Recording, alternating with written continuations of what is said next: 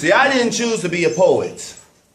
Simply handed an opportunity to make the best of an up and down kind of life, so I write. And I make the hardest thing I've ever had to do appear to be the easiest task to you. While I'm on stage, I aim, lock low, cock back, and engage. A room filled individually like a one-on-one game, and tonight is showtime.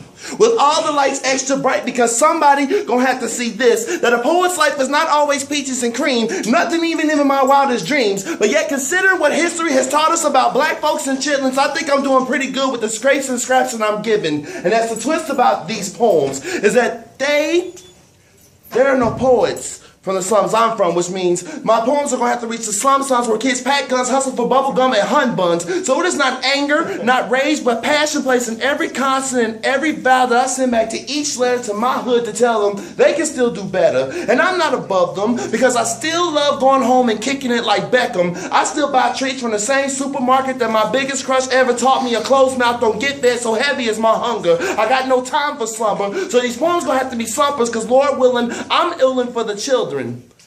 And just because I'm willing to talk about, and just because I'm willing to mention what's going on don't make me so conscientious, or the fact that I mention God in my pieces make me so religious. So you got to reach folks on a level of where they are at, the same way Malcolm X once stressed. So if my one poem makes connect, I'm blessed. So I work hard the way a people's champ could, would, and should, despite feeling beat down and worn, not because I bear heaven's weight, but that of a town that doesn't always love me back. And I will admit I get scared.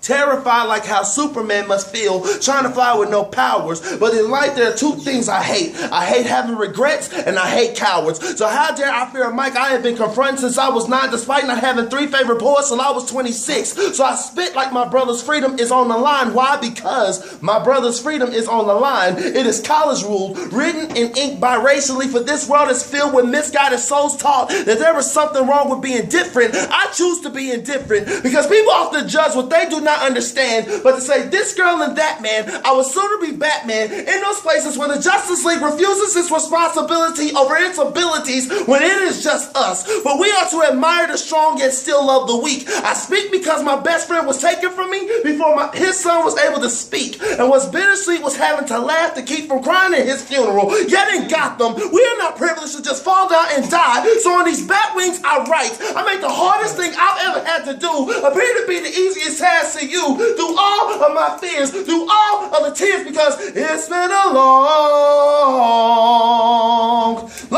time coming. But change ain't got no choice but to come. I'm just doing my part till it gets here. That is my choice. Thank you. Yeah.